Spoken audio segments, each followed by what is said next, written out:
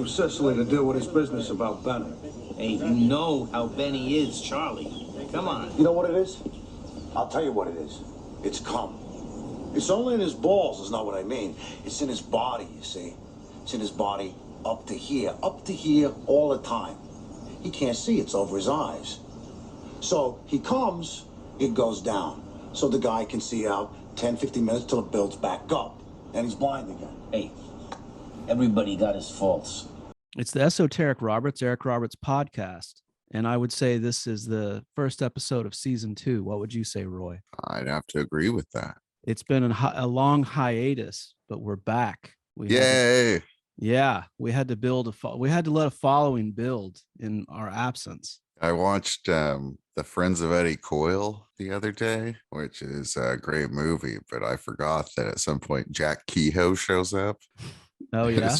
His first line is, when he shows up, is, "Bills were eating me up. I just couldn't swing it anymore. Just couldn't swing it." Classic, pathetic Kehoe. Yeah, in his wheelhouse. So today we're talking about Lansky from 1999. Plot keywords, character name as title. Plot keyword, surname as title. Plot keyword, Meyer Lansky character. And this is not to be confused with the Lansky film that came out in 2021 that I bet you saw, Roy, right? Oh, yeah, I saw it. I didn't see it. It stars Harvey Keitel as Meyer Lansky.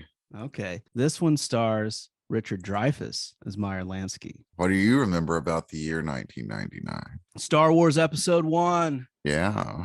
We graduated high school in 1999. That's right. I started working at a movie theater the day Star Wars Episode 1 came out. Yeah. Good memories of that?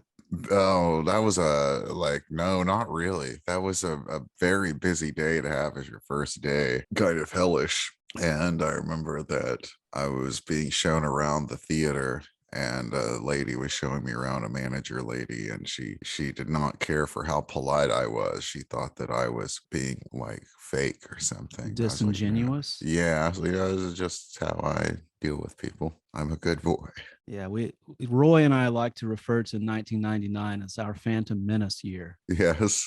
Well, before we graduated talk high school that year. That's right. Before we get into Lansky, shall we read the minutes? Shall we talk about anything that's been going on between the seasons? Any items of interest? Any fans that have reached out to you? Fans of the pod? No. What have you been up to? Well, I went to broadcasting school. Wow. And learned a few things. So we're hoping this next season sounds really professional. Wow. I learned how to control my breath. Really? I learned about antibodies. Whoa. As the virus took hold. Oh gosh. In late November. It's been a crazy few months. Antibodies for our disembodies. If I said you had a beautiful antibody, would you hold it against me? You need it. Hey, the other day I was talking to my father about Glenn Campbell, not to be confused with Glenn Campbell, who did visual effects for the Eric Roberts film, The Rebels of PT-218. I think they're the same Glenn Campbell. I was looking into it. Oh, okay. So we were talking about the same one then. Yeah, the guitar player. Yeah, he's a wizard with both the guitar and the visual effects. The singer of the Wichita Linemen. And I never knew this before, but apparently Glenn Campbell replaced Brian Wilson in the Beach Boys for a brief period. Did you know anything about that, Roy? No, I didn't. Do you know any songs from that period? No, I think it was mostly touring. He was playing guitar as he was known to do, but he was also singing harmony for Brian's parts. I see. But also Glenn Campbell did play on Pet Sounds. Oh, crazy. He played some guitar on that record. But a friend of mine who I'd shared this information with, his response was like a rhinestone beach boy. And I got quite a laugh out of that. Thought I would share it on the pod. But back to 1999, Roy. So Eric Roberts in this year, this wasn't like a massive Eric Roberts year. Did you look up any of his credits? No, I didn't. I think I focused on trying to look into what some of the other people did in this. No, what all did Eric Roberts do in 1999? Well, he was Benny Siegel in this film, Lansky. It's as far as television, he was in an episode of Touched by an Angel. He was a voice character on the Spawn cartoon series. Oh, wow. A television film called Heaven's Fire. Whoa. He was in an episode of a series called The Hunger. Familiar with that series? No. Me neither. And a television film called Purgatory. Oh, yes. Which I think we've both seen. Yeah. Western? Yeah, it's a Western. Where Okay. does he play Wyatt Earp or something in it? He plays Black Jack Britton. Oh, wow. Yeah. Yeah, that's it's one we might have to get into at some point. He was in 4 films in 1999: Restraining Order, Wildflowers, Whoa. Facade, and Hitman's Run. Now, did these Oh, all sound man. like fictional films to you? Something that you would read in a novel? Hitman's Run I've actually seen, and that's another one. Purgatory and Hitman's Run are definitely ones that we might have to get into at some point, as well as maybe some of these I've never heard of. But Hitman's Run is pretty classic. He plays a hitman that always wears Air Jordans. Whoa. Yeah, his characters' names are Tony Lazorca / John Duggan. Maybe it's a guy with an alias. Probably. It's been a while since I've seen it. We could spin the wheels in 1999 for a while, really. Yeah, really. Watch that Touched by an Angel episode. True. You know, he plays Bugsy Siegel in this, and Harvey Keitel plays Meyer Lansky, the other one. This is one of the few movies about Bugsy Siegel or Meyer Lansky. Maybe not one of the few, but yeah, like maybe one of the few that does not have Harvey Keitel in it. Harvey Keitel is Lansky in the other Lansky. He's Mickey Cohen in the movie Bugsy. He's Bugsy Siegel in a 70s TV movie of Virginia Hill, who is kind of in this as Bugsy Siegel's lover. Mm-hmm. There might even be another one where he's around. I can't remember. Wow. But at least 3 times he's been in a Bugsy Siegel style movie. Oh, in the year 1991, when Bugsy came out, there were 3 movies that had Bugsy Siegel in them, played by 3 different actors. Can you name those actors? No, just Warren Beatty. And then I know maybe Mobsters in the same year. Yes, Richard Grieco in Mobsters. But then friend of the pod. An even bigger friend of the pod was in a film called The Marrying Man with Alec Baldwin and Kim Basinger and Paul Reiser. And who's the other guy? Fisher Stevens is in there. Okay. And a guy that we're going to get to in this episode. I won't blow it. But Armand Assante was Bugsy Siegel in that movie. Ah, our favorite Odysseus. Yes. Man. So the Lansky web, pretty fascinating. This was a made for HBO TV film. And they also did their own Lansky Bugsy Siegel with the show Boardwalk Empire later. That's right, which is probably where I know the most about this stuff. But I don't know. Meyer Lansky is just a name I've just known it forever. Yeah, well, there are fictionalized versions of Meyer Lansky in the films Godfather 2 and the film Godfather 2 and the television series Crime Story. Both had kind of fake Meyer Lanskys.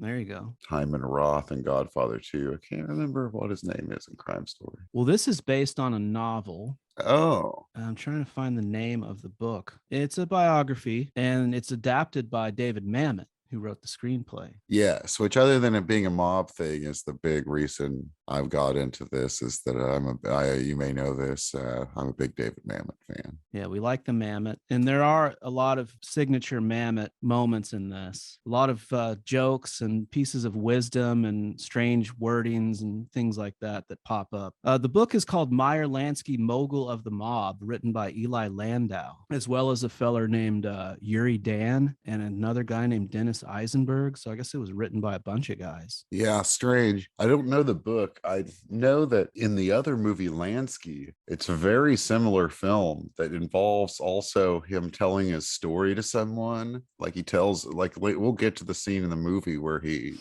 talking to a reporter in a restaurant. Mm-hmm. That's about half of the movie. The newer movie Lansky is a bunch of him talking to a reporter in a restaurant or a writer in a restaurant to write a book about him. But apparently the writer in that movie is fictional and it is not trying to say it's the same writer at all. It's very weird. This is a movie that's full of flashbacks. It jumps around in time a lot. It gets kind of feverish too at times with a lot of sometimes you're not sure which time period you're in. And sometimes it's confusing because all the sound drops out on YouTube for short stretches. Roy, you didn't purchase a copy of the Lansky Blu-ray DVD on Amazon? No, I don't have a Blu-ray player. I thought about buying it on YouTube, but I really suspected that if I bought it, it might be the exact same version that you can get for free on YouTube. And what a terrible Still be purchase sound that issues. would be. Yeah, and all, like, it's very blurry. Well, if I'm not mistaken, if some of the sound stuff happens during the Eric Roberts scenes. Yes. Which is troublesome for us. It does. I was trying to figure out if there was any rhyme or reason to the sound dropping out. Like, it almost seemed like it was like when things would get really violent or something. Yeah. This is not a first time for sure. This is not an exceedingly violent mob movie at all. It's not a shoot 'em up. Well, let's maybe just fly into the plot here. Yes, sir. Which there's a lot. So Mamet dramatized all of this stuff. Did a pretty good job, I guess. I don't know if he held your interest the whole time through. It held my interest. It was entertaining. I wouldn't say this is one of my favorite movies ever. There's a lot of, like, we'll get to it. A lot of like questionable staging and acting, I think. I don't know. Just as far as how involved I was in all this, I'm not sure. Well, the story begins in 1972 in Jerusalem, and we see the old Lansky, played by Richard Dreyfuss, who's walking to a crowded cemetery. And by crowded, I mean there's a bunch of sepulchers.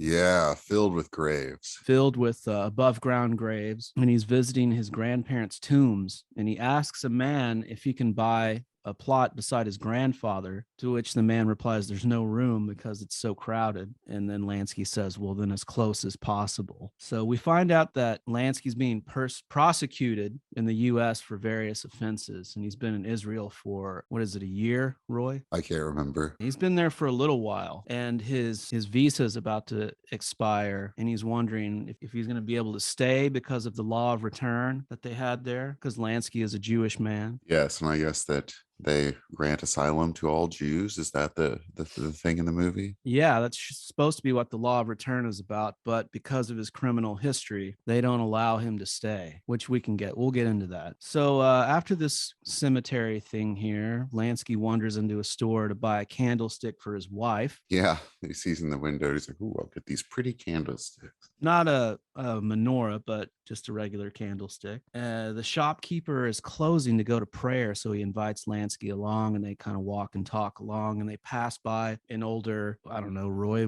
a Hasidic man with a beard, a Jewish guy, older Jewish feller with a beard, and it triggers a flashback. And then we flash back to Lansky as a child. Little boy.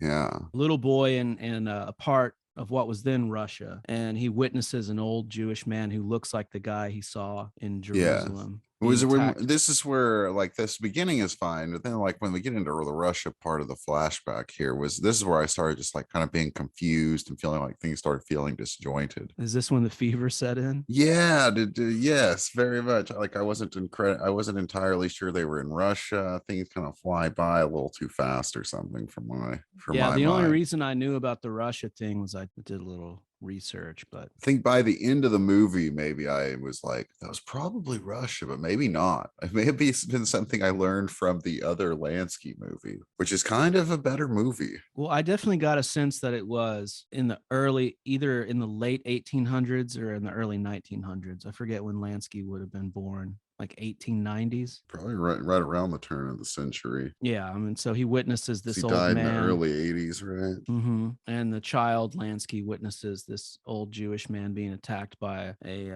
European mob who are spitting on him, and then finally an axe comes out, and then the man is axed to death, which is pretty crazy. You don't really see it, but it's still pretty intense. Yeah, I'm not seeing it makes it even more wacky. Yeah, and then we see Lansky and his child Lansky in his home with his parents in the shtetl that they live in, and They're in the middle of a pogrom and they're being run out. Everyone in the village is being attacked and run out, and his parents are hoarding a bunch of valuables and getting ready to leave. The grandfather refuses to leave. He says that it's more noble to stay and fight, and the father says, well, if you want to stay, then you can stay. We're leaving. So they take off. You remember anything else exciting about this? No. Pogrom scene? No. Well, back to our regular pogroming schedule. That was terrible.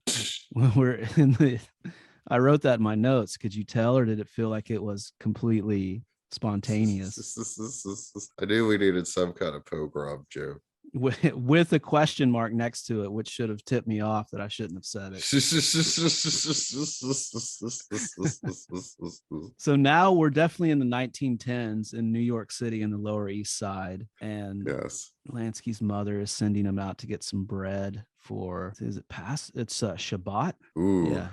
She gives him money to go buy bread for Shabbat. And while he's out in the street in New York, he stumbles upon a game of craps being played. Now, does he meet Benny Siegel here, or is that? I don't think he meets him in this scene. I think it's like the second time he plays craps or something. He just meets the idea of gambling here. Yes, and maybe he meets the evil Irish American boy. Yes. Anti-Semitic Irish American boy. Oh yeah, he gets those coins in the rag, and he's like determined to lose them on something, like right, like he's got the gumballs he sees or something, and then he's like, no, I'll play craps. Yeah, the craps just captures his imagination completely. Yeah, but he's just not gonna buy that bread. That's for goddamn sure. No, if you never would have stumbled upon gambling, there would have been another vice would have caught him. The little kid of him in Russia looks like Max Perlich, but then he does. But then the kid in America does not look like Max Perlich. No, this is a much cuter kid. This is probably a 10-year-old boy. Yeah, you're right. This kid looks like a child actor, more like a little cute kid. Yeah. Yeah. With a little I sure was attracted to him. As was I. That little newsy cap. So on Amazon Prime, there's a crap shooting movie with Matt Dillon and Tommy Lee Jones called The Big Town, and it's pretty fun. What year is that? You get a chance. It's from the 87 or 85 or something. It's from the mid 80s, maybe the late 80s. I don't watch anything that was made before 1999. Oh my gosh. The Phantom Year. I've never heard of that movie. Yeah, I'd never heard of it either, except for that Amazon kept pushing it on me. And then my father told me I would like it. And I watched it with my father, and he was right. I did like it. Nice. Yeah. So the child Lansky absolutely comes home penniless. Yes. And ashamed. Yeah. According to Wikipedia, he faces a brutal reprimand from his parents for betraying their trust. Did he? I don't remember it being brutal. I remember his mother being disappointed and crying or something, right? Yeah, I guess that some snowflake thought that was real brutal to make your mammy cry. Well, somewhere in here is when we first meet Benny. It's another crap game, and Lansky gets cheated out of something by or is he trying to cheat? He's running the game at this point. There you go. Maybe he's figured out the odds, because I guess in craps there are like what the Big Town was teaching me. I've never played craps. I know some of the rules, but I guess they're in some ways odds, and a hot shooter. So it's still gambling, but I guess much like in blackjack, there are ways to kind of help your odds or something that aren't cheating. But at any rate, he's winning at this crap game, and then somebody screws him or something, right? They won't. Yeah, he's convinced the game's rigged. So he figures out the cheat of the game. Yeah. I don't think that he cheats, but they all look the same. That's another thing. They're all like little boys in these hats, and the quality of the video. Yes. The resolution, Roy. Man, yeah. The resolution. This had a good David Mamet line in here from maybe the Irish kids. You can't win if you do not play. Yes. These kids were not the finest actors. And one of the kids the kid that gets accused of cheating pulls a knife out and slices Lansky's arm. Yeah. And this is where Siegel comes in, and hits the kid with a brick. And I kind of like the kid that plays Siegel. See, I thought it was really weak with the mammoth dialogue. I would be of a differing opinion. He had a lot of F-bombs. That was kind of fun. Really did. That would have been a fun part to play as a kid for sure. Are you fucking crazy? Crazy? I mean, it did sound a little bit like he was like someone was feeding him exactly how to read the line, or trying to at least. Yeah, like he was confused. Mammoth himself. John McNaughton. That's one thing we didn't talk about yet, is that this is a John McNaughton film. Who made Henry, Portrait of a Serial Killer. Yes, which of course I watch at least once a week. Never saw it. Oh my People have been recommending that film to me for forever, since 1999. It is brutal. Yeah. I hear that it's crazy. We get one of the main stars of it, and it's with Michael Rooker and an actor named Tom Towles, who you enjoy a lot in the movie Miami Vice. And we see for just a second Tom Towles in this movie, the late Tom Towles, but they star in it with a woman, I can't remember what her name is. And man, I think it's really good, but maybe it's not that entertaining. But it's a very hard NC-17 version of or of a serial killer, or of a mass murder, of basically a serial killer. He doesn't do it serially, but he's a killer. He is a serial killer. They tell you in the title. But anyway, it's more real to me than other movies because he's not like smart at all. He's an idiot that is just filled with mental problems. Serial killers don't have very high IQs. Yeah, and he's not like a high IQ guy. He's not playing cat and mouse with the police. Well, how about this John McNaughton film, The Borrower from 1991? Not familiar. Do you know that movie? No, but here's a quick brief synopsis. The story revolves around an alien serial killer. Whoa. Who is sent to Earth to live among humans as a form of penalty. Whoa. And it stars Ray Dong Chong, Tom Towles. Wow. And a fellow named Antonio Fargas, who looks familiar. Looks like he was in a bunch of blaxploitation films and played Huggy Bear in Starsky and Hutch. John McNaughton would also work many times with Bill Murray. He did the movie Mad Dog and Glory, which also has Tom Towles and actor Mike Starr, who is in like every movie ever. I don't remember if he's in, but Mike Starr's one of those people who's not in movies anymore. I think he's still alive, but he's just, for like when we were growing up, he's in every single movie. Yeah. He did Wild Things, which was his last movie right before this one, was a movie called Wild Things that was probably his biggest hit, I'm sure. And then after this movie, he did another theatrical movie that got delayed a couple of years called Speaking of Sex, that also had Bill Murray in it. That was like a broad comedy about James Spader plays a psychiatrist who gets prosecuted civilly for having sex with maybe a patient, maybe not, played by Melora Walters. And it's a broad comedy with Melora Walters and Laura Flynn Boyle, Bill Murray, Jay Moore, Catherine O'Hara. And pretty much there's one funny part where Bill Murray is James Spader's lawyer, and James Spader says something in court that he didn't, or something comes out in the court proceedings that Bill Murray didn't know. And when they go out in the hall, Bill Murray just punches James Spader in the gut. Should I watch it? It's not that good. Okay. I don't know, but Bill Murray and Catherine O'Hara are always good, pretty much. But I liked Bill Murray in it a lot. But it was a weird movie I'd never heard of, and I decided to check it out. I was like, "What the hell? I've never heard of this movie." And there's a lot of actors in it, and it wasn't that good. Shall we continue down the John McNaughton rabbit hole? Yeah. Well, first there's also like John McNaughton. He directed an episode of John from Cincinnati, which is a TV show I liked and nobody else likes, made by David Milch, Dave Milch is kind of David Mamet-y. Also, Richard Price wrote Mad Dog and Glory, who's also kind of David Mamet-y. But then there's this documentary, I can't remember the title of it, that's like interviews with Chicago directors about movie making in Chicago. And it's kind of sad thinking like how all the people in that movie don't make movies anymore, and how the Chicago filmmakers have kind of faded. Like that movie has Michael Mann in it, who hasn't made a movie in 8 years or 7 or 8 years now. hasn't put out a movie, and doesn't have one on the horizon. He has a television pilot that may never come out because it stars that Ansel Elgort guy who's been canceled, and then it has John McNaughton, who hasn't made a movie in forever. It has Harold Ramis, who's passed away, and then one of the big Chicago directors who's not in the movie is David Mamet, who hasn't made a movie in a decade now. Yep, the last one that he made was probably the Phil Spector. Yeah, that's the last thing. I mean, somebody redid About Last Night, which he didn't direct either version, or write either version, but they're based on his plays, Sexual Perversity in Chicago.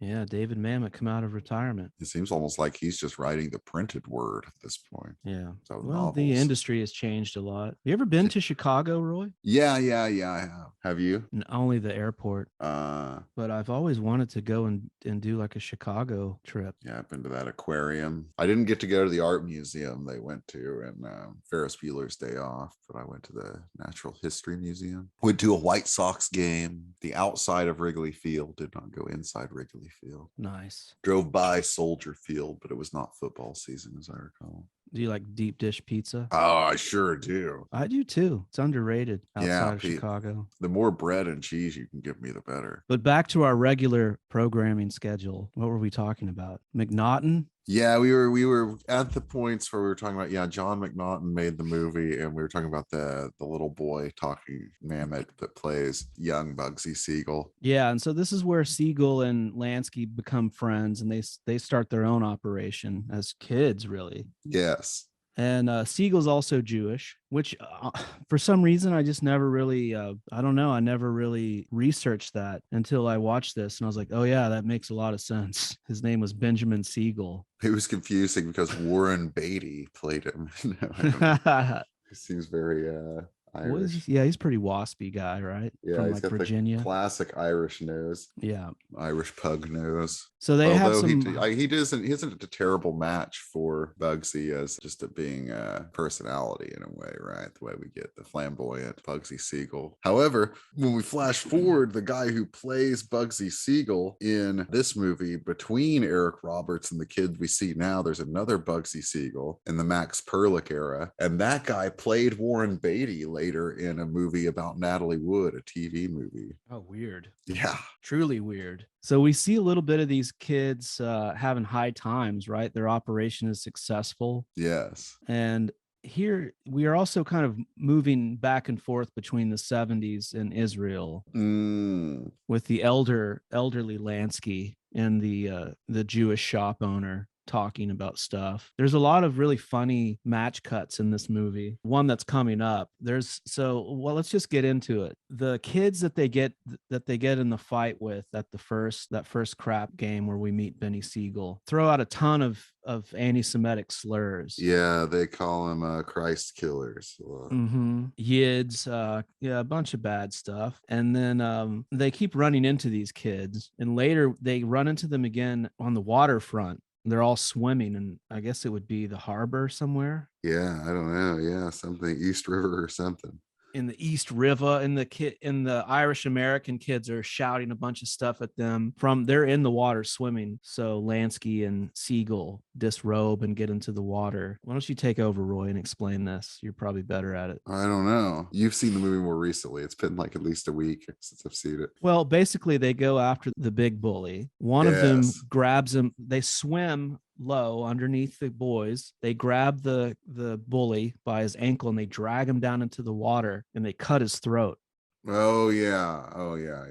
Now I don't remember if it was Siegel or later or it's not explicit about who does it here. No, but you do see a bunch of blood like cloud up in the water where the kids are swimming, so you know that there was some murdering that went down in the deep. I guess you're supposed to presume that it was Siegel. Yeah, because he's the wild card, the muscle. Yeah, it seems like he's the muscle, and Lansky's the brains. Yes, and this nice red cloudy water match cuts nicely with a glass of Manischewitz. Oh, yeah. The old Lansky is drinking with the shop owner. There's some stuff of Dreyfuss as the older Siegel walking around in Israel, and there's like one part I remember where he passes some of the armed forces holding the machine guns, and he says something like something about the gun. Everybody's carrying a gun. People tend to be more polite. That stuck out. That's kind of like the line that Mamet likes in The Untouchables. I wrote for The Untouchables. Are like, he used to say, "Whenever you get farther than with a kind word and a gun than you could with just a kind word." Yeah, there is some stuff that reminds me of The Untouchables here, besides the Prohibition gang stuff, just the dialogue style, hard-nosed crime stuff. Yeah, we see the Wailing Wall for a little bit. We get some of that. We get a lot of back and forth here. Oh yeah, there was one thing that I wanted to cycle back to here when the kids are swimming in the river. One of them says, and he never finishes the joke. He says, "Why is a Jew like a feather bed?" Do you remember that? Oh, I don't remember. Yeah, I Googled it, but I got no reply. And now I feel like I'm on a list. Why is it? I really did try and find the answer to it, but I don't know. Maybe somebody out there listening can tip us to what the punchline to that joke is. I don't know. So after all this stuff, when they're kids, I'm trying to think of what it could be. Before we jump to them being in their 20s, we meet Lucky Luciano. Because these kids, nowadays a lot of our terrible jokes about the Jewish people revolve around the Holocaust. Right. Yeah, and this is before that. This would be before that. Yeah, when Christ Killer was probably the worst thing you could say. Yeah. But yeah, so the kids, or the teenage Lansky, or I guess they would be preteen Lansky and Siegel, are accosted by Lucky Luciano, who's a bit older, right? He's in the same age range, perhaps, but a little older. Yeah, a little older, like in that alley or something. Yeah, when they're kids, it seems like definitely a few years ahead. You're right, it totally does. And more intimidating, and he tells them that they need to pay him for protection for running the games in his neighborhood. Lansky refuses, and he receives, well, a little bit more than a brutal reprimand. He gets punched in the face, I think, right? Or slapped up, or yeah, something, but not terrible as far as what could happen to you as a gangster. He gets handled a bit, but Luciano admires his gumption, his chutzpah. The kid's got chutzpah, and so you get a sense that they're going to be working together at some point. So I don't remember if there's a scene where that happens when they're kids, or if it jumps ahead. I don't know if we see them work together till later. Yeah. In fact, I'm not entirely sure that we don't see them have another run-in before they start working together. Because don't they end up like the first people they work for is at some point Arnold Rothstein. Yeah. And then I think they have a run-in with Luciano, like tries to rob them when they're working for Rothstein or something. Yeah. I'm pretty sure that we just jump into the 1920s, into the Prohibition times. Okay. And now we get a different actor playing Lansky. Yes. Which is Max Perlich. Yes. Who is, I promise I'll remember now after doing this episode, but Max Perlich is one of the hardest actor names for me to remember. Actor names, much like old baseball players and stuff, they stick in my head, but Max Perlich always eludes me. What all do we know Max Perlich from? Well, he made his debut in another Chicago film, Ferris Bueller's Day Off. Oh, really? As one of the kids when Ben class. Stein's calling roll. Yes. And I believe that Perlich is the guy. Remember where he's like Anderson, and you hear the guy just go, "Here!" all pissed. I'm pretty sure that's Max Perlich there. Yeah, I could see it. He's in Gleaming the Cube. Yep, he's in Drugstore Cowboy. Which is Drugstore Cowboy is where I get a lot of my fashion cues from. Nice. I like the way those Portland late 60s junkies dressed. It's a good style. Of course, very memorable in Maverick as Johnny Harden. Yes. John Wesley Harden. That's right. Oh, yeah, that's him, right? Yeah, definitely. Okay, nice. Yeah. Maverick is definitely one of the movies I think of for Max Perlich. It says he's in Cliffhanger. I don't remember him in Cliffhanger. But he doesn't act much anymore. Like I thought maybe I just hadn't been seeing things with Max Perlich. I think one of his most recent credits is still like Justified, which also has an episode with Eric Roberts in it. Yeah, he's been in some, just sporadically in some stuff here, but nothing that looks familiar to me. We also think of him in the movie Blow, probably. It's another movie I think of. Max Yes. Perlich is in. It's Well, one I of, love him in Johnny Depp's Gummo. buddies. In Gummo, he plays the guy who pimps out his sister who has Down syndrome. Yes. I forgot pretty that was twisted. him. Yeah, I and thought he's it might just be a shirtless. guy who looks like him. He's shirtless and he's like constantly tweaking his own nipple. Yeah. Oh my gosh. I thought that was just a guy that looked like Max Perlich. Well, Harmony Korine kind of is like Max Perlich. They look alike and kind of act alike to me. So I don't know. I get them confused a little bit in my brain sometimes. Perlich's a blonde guy, so they don't look that much alike to me. Yeah, I don't know. Just Perlich has that. He looks like a Beastie Boy or something. Yes, he definitely looks like a Beastie Boy. And there is some Beastie Boy connection with Perlich. Like one of the Adam Yauch was in a movie in the late 80s that Perlich was in. A movie called Lost Angels from 1989. Oh yes, that's is it Adam Yauch or is it's it Horovitz? It's Horovitz. That's right. That's the last movie made by that guy Hugh Hudson. I have that movie and I've never watched it. So it's the guy that made Chariots of Fire and then the Greystoke Legend of Tarzan movies. And he made the big, or died? I don't know. Maybe he couldn't get any more movies made. He had a big flop with that movie Revolution with Al Pacino, which I think Al Pacino decided no more movies for me for a minute after that one. Yeah. Well, how do you feel about Perlich as Lansky? I think he's good. I like Max Perlich in movies. He's fun. Yeah, he does a good job in this. Yes, I definitely liked him. Yeah. And these are some good scenes here in the 20s with the bootlegging and stuff. And there's like a nice little twist that thing that they pull here when they get stopped. They get ambushed by Arnold Rothstein's boys. Oh, okay. This is before that even. All right. They're supposed to be transporting a bunch of booze, right? A bunch of trucks loaded with alcohol. They're working for Joe Masseria. Mm-hmm. Yeah, they're working under Joe Masseria with a small operation. Crime boss Joe Masseria. Yes. And the trick is that all the trucks that the guys steal have nothing in them. Mm-hmm. Truckload of empty suitcases, which impresses Arnold Rothstein. So he invites Siegel and Lansky to his house, and there's some fun stuff here. Did you recognize the guy that plays Arnold Rothstein? That's just what I was about to ask you. Not really. He's in a bunch. I think I looked him up.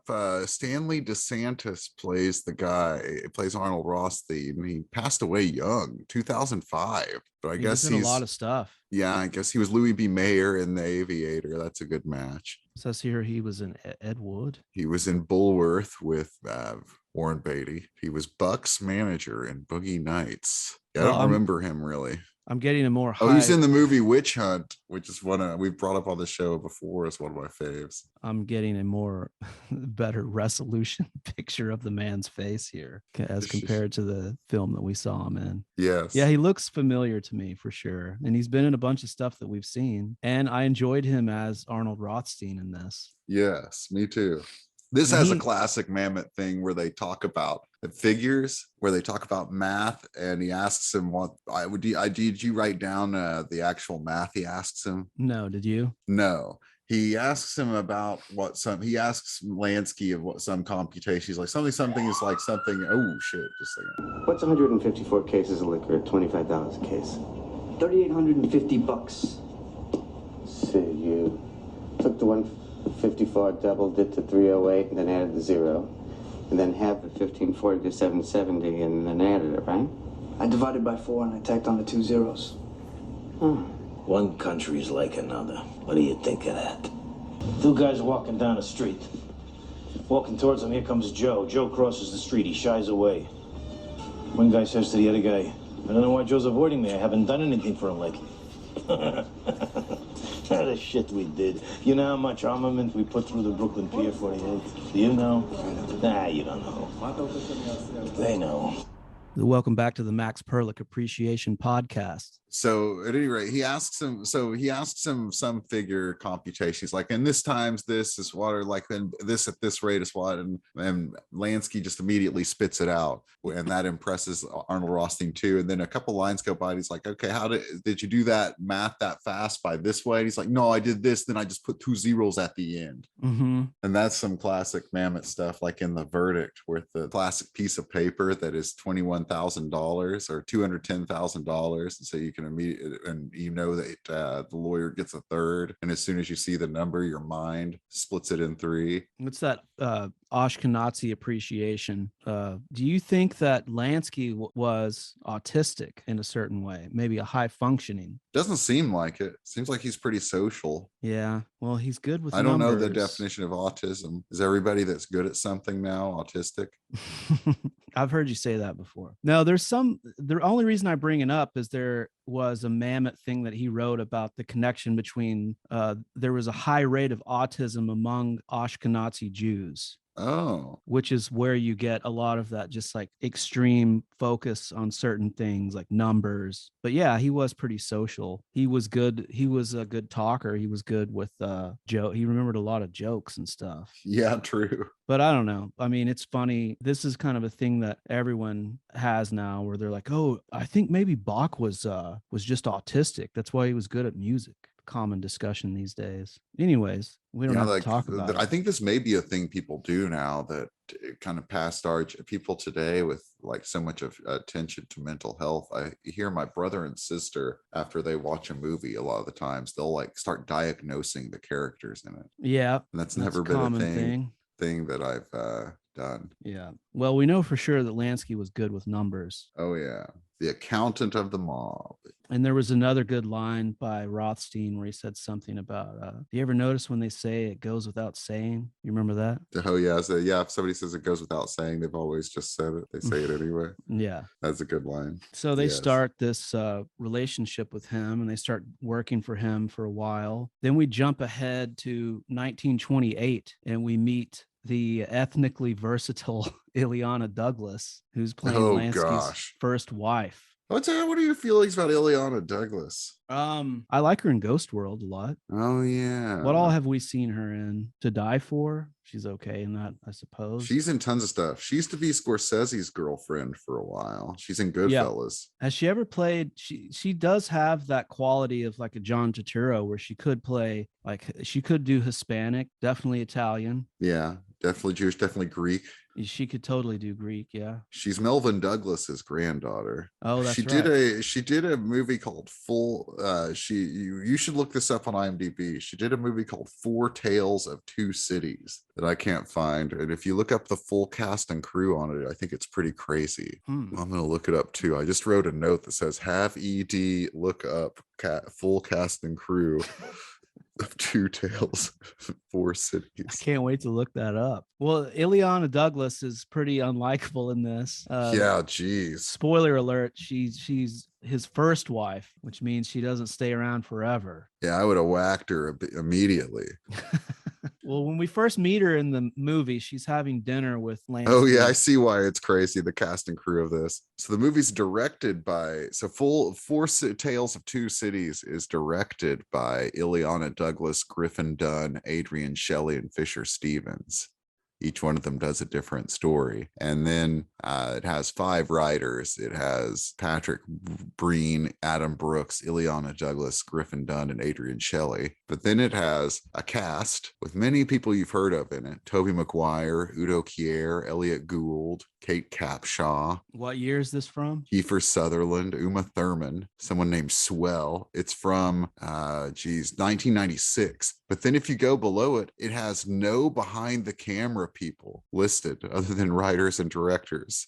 No one was on the crew of this movie, apparently, according to IMDb. Did you say you watched it? No. Man, it's too bad Roberts isn't in it. No cinematographer, no art direction, no producers, no nothing. Really weirded me out. Let's say hypothetically Eric Roberts was the cinematographer on a film. I think it was David Argesta. Oh, for the Ileana Douglas thing? Yes. Oh yeah. What kind of Eric Roberts was the cinematographer on a film? What if he was? Yeah. Would that count? Would we be able to talk about it? Oh, of course. Yeah. Of course. I'm sure he's produced things, right? Probably. I wonder if he's ever written anything. He does like to write. We need to investigate. I don't think he's ever written a film, but he writes like poetry or something. Yeah. It's worth investigating. But back to 1928 here in the story. The dinner between Lansky and his first wife is interrupted by the news of Arnold Rothstein's death. So Lansky and Siegel fly into action with maybe some other guys, right? Where they talk about they have to take out the two big crime bosses. Yeah, this is probably where they start. I don't know who it is in this film, but it's in Mobsters. It's certainly they're in with and I think one of them has to be Lucky Luciano. Yeah, and Lucky's then, there. And then which Frank I never really Costello in Mobsters, but I'm not sure in this movie. Once again, I blame the resolution, but I couldn't really get a handle on the Luciano actor who was in his 20s. Yeah, me neither. He didn't look like the guy that played Siegel did not look like Eric Roberts at all. I know. No. And the Luciano guy, I'm not sure if he looked like the even older one that we're going to get to here in just a moment. But they decide they're going to take out Masseria and Maranzano. Yes. So this is where the sound drops out. Yeah, on the Masseria hit. Yeah. So I believe it's is it Siegel or Luciano who's playing cards with Masseria? Well, I think legendarily it's probably I think it's Luciano who goes to dinner with Masseria, because I think this is the inspiration for the classic scene in The Godfather where Al Pacino kills Sterling Hayden. Yeah. It's a lot so. Yeah, because Luciano gets up, steps out, goes to the bathroom. And then the other guys come in and kill him. Yes. And the Masseria is a man of advanced size. Yes. So there's a lot of back meat for them to aim at. Yeah. And they fill it with holes. Which we don't hear at all. No. So if anybody out there has the regular version of this film and could tell us what it sounds like, go ahead and email us. VHS or something, or the Blu-ray apparently. Yeah, I mean, you can probably rent the movie. You said you can rent it on YouTube, right? Yeah. So the sound eventually does return in the version that we watched. And then we move to the Maranzano killing. Yeah, and the guy who plays Sonny Red and Donnie Brasco from like the year before this or 2 years before this, he plays Sonny Red, and he had a little stretch where he was in a lot of things and then just kind of like faded out. Like he was really only in mainstream movies for like a minute, but he's very memorable as Sonny Red and Donnie Brasco. Okay. And the way this killing goes down is that a bunch of police officers show up at, it looks like an office, right? Maranzano's office. This is another classic mob hit, is that they pretend to be IRS agents or IRS people coming to investigate him for tax evasion with police officers. And in fact, perhaps none of them are really police officers, but maybe some of them are actual dirty cops. I'm not sure. But now we lose a little bit of sound here, but there is, I was able to make out something about the shoes that the cops were wearing alarmed one of the accounts. Yes, they weren't real cops. That's right. It seems like they were wearing brown shoes instead of black shoes. Makes sense. Does that seem what it was? I think so. So the cops turn around, and who are the guys wearing the cop uniforms, but Lansky and Siegel. Yes. And which in the Mobsters movie, Lansky does not dress up as a cop. He dresses up as himself because Maranzano had said he looks like an accountant. And he's like, oh, I'll be the accountant. But I don't know what the truth is. Mobsters was highly fictionalized. In fact, they didn't even call him Maranzano in Mobsters. They called him Ferenzano. Strange. Very strange. Well, one of the guys posing as an IRS agent was trying to strangle him, I think, right? Yeah. And Maranzano kind of gets away, busted out of the inner office, and that's when he gets blasted by Lansky and Siegel. So they take out the two crime bosses, and they take over the New York crime world. Is that right? Yes. Then we see some, what do we see next? Ileana Douglas has a baby. Yeah. The baby is born crippled. The doctor tells them the baby is crippled. That's his diagnosis. I hope all my babies are immediately diagnosed by the doctor as crippled. Yes. He says, we know that the child was born premature, but it was also born crippled. There's some hysterical. Your son has a condition. He's crippled. And then Ileana Douglas starts screaming. And this was kind of hard to hear. Oh yeah, but I think she's thinking her senseless in her hospital bed. Yeah, but I think she's pretty much saying that they're being punished by God for his sins. Yes, Yahweh is punishing them by crippling their son. So we see Max Perlich leave the room, like any sensible man would do. The second wife later will be Beverly D'Angelo. Who would you rather, Beverly D'Angelo or Ileana Douglas? Beverly D'Angelo. Me too. She was 10 years older than Douglas, and I would still take Beverly D'Angelo, who used to be, she used to be Al Pacino's lady. Yes. Al Pacino never played Meyer Lansky. He knew better. Pacino was never good at math. He knew that there's no way he could do that part. I heard that Beverly D'Angelo had a great ass, and Al Pacino had his head all the way up it. So I like this scene here where Lansky goes into the bathroom in the hospital and you can still hear his wife screaming. Oh, yeah. He takes his jacket off and he goes to wash his face in the sink and he dips down out of frame. And when he comes back up, he's Richard Dreyfuss. Yes, that was pretty cool. It's like that's when he became officially a real man or something. Yeah, that's the It aged him. The crippled son will age you 20 years every time. Now, Roy, did you see The French Dispatch? Not yet. No, I saw it comes out on HBO in just a few weeks or something. They do a very similar age progression thing in that, which is pretty neat with Benicio del Toro and the young actor who played him. Ah.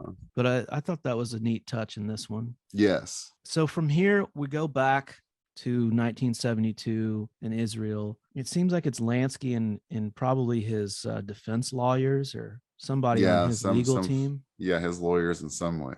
There's more of this talk of the law of return stuff. And this is where Lansky is like, starts to constantly murmur about other U.S. criminals who got a pass. He talks about Joe Kennedy. Yeah, I love some good Kennedy bashing. Yeah, he mentions Nixon. And this is, I wanted to ask, do you remember what movie it is where Mamet writes the thing about JFK fucking a spy? No. I was trying to think if it was Phil Spector. Hoffa? This movie is kind of similar to Hoffa in structure. I was trying to think like this movie. It's very similar. It's very feverish and weird in and out of time. Yes. Like, I think it might be in Phil Spector. I can't remember. But of course, JFK really did fuck a spy. Do you think that's Mamet not likes just conjecture? JFK? I don't know. I'm not. I do like some good Kennedy bashing in the movies.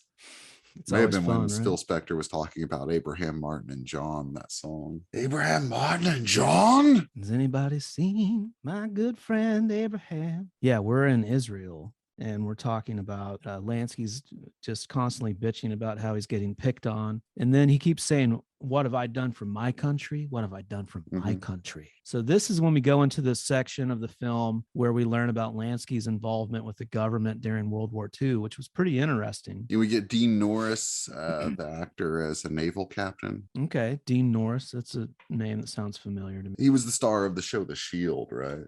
Okay. Did you know anything about this Operation Underworld? As I remember him, he's the lead singer of Deacon the Growlers from Eagleheart. Okay.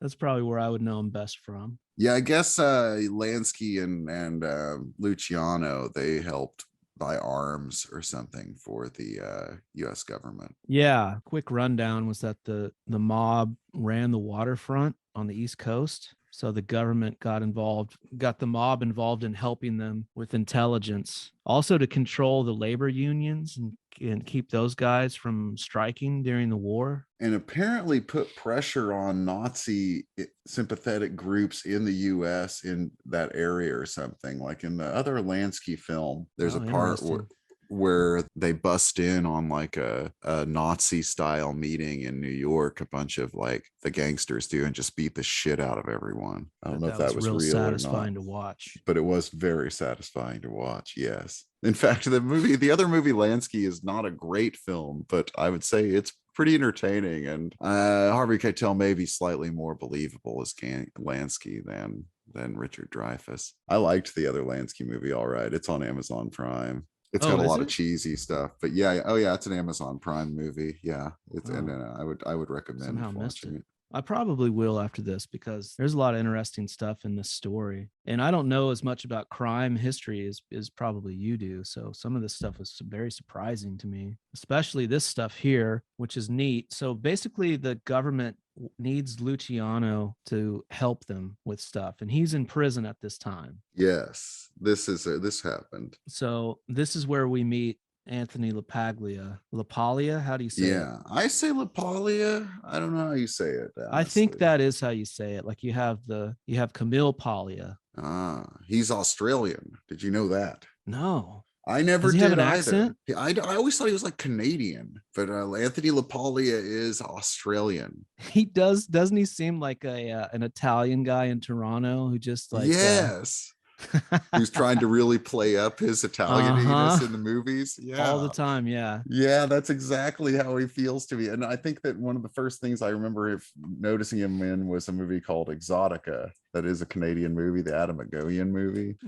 But he's also, he played Frank Nitti in a TV movie in like 1989, just called Nitti. Frank Nitti would take over Frank Nitti was Al Capone's second in command, who took over the Chicago mob after Al Capone went to prison and had probably a longer run controlling the mob maybe than Capone did. But one funny thing in Untouchables, like during Al Capone's trial, Elliot Ness throws Frank Nitti off a building to his death. So not much there's a David Mamet not caring much about historical facts. Drama's all that matters, baby. Yeah, he would become the biggest gangster in the city, but he didn't even live through the trial in that movie. Pretty funny. I probably first became aware of LaPaglia in So I Married an Axe Murderer, which Mike Myers is Canadian.